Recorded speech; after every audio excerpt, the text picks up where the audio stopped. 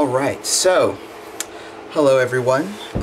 Today I actually want to talk about a writer that I do like quite a bit, the cantankerous, esteemed literary critic Harold Bloom.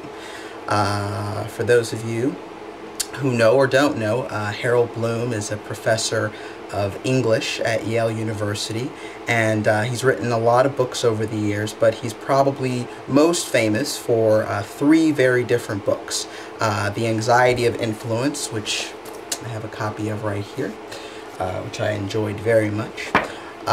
His very controversial book, The Western Canon, which actually outlines in the back of the book what should be the Western canon. That was a very controversial move of his. And then finally, Shakespeare, or the Invention of the Human, in which Bloom makes the provocative claim that Shakespeare invented human psychology. So these are probably his most famous books, and I've enjoyed reading Bloom's work over the years. I think one of the wonderful things about him is that his whole project as a critic has been to ask a very simple question. Why do we read? Why do we love literature? Why do we enjoy literature? Why are stories important?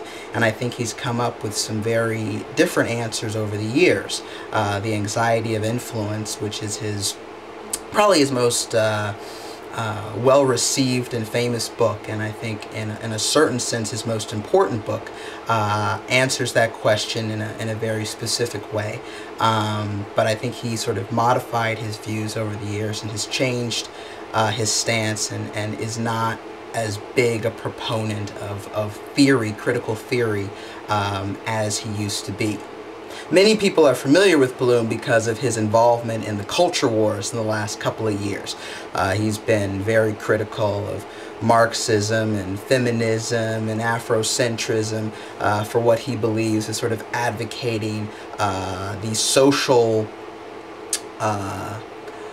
enterprise of literary studies, having people read books to advance social causes, which he is very much against.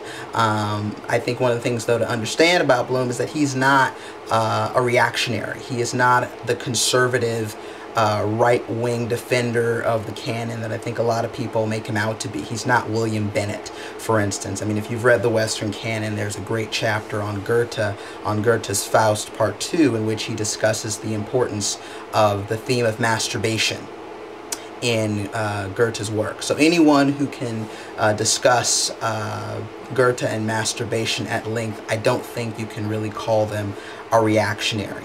He was equally critical of postmodernism and post-structuralism. He was very critical in the 1950s of the new criticism, the critics such as I.A. Richards and Maynard Mack, who tried to put forward a theory of criticism that sort of divorced the relationship between a poem and its author's psychology, and he was very much against this. So he's kind of an equal opportunity offender. That's one of the things you got to understand about Brontosaurus Bloom, as he calls himself.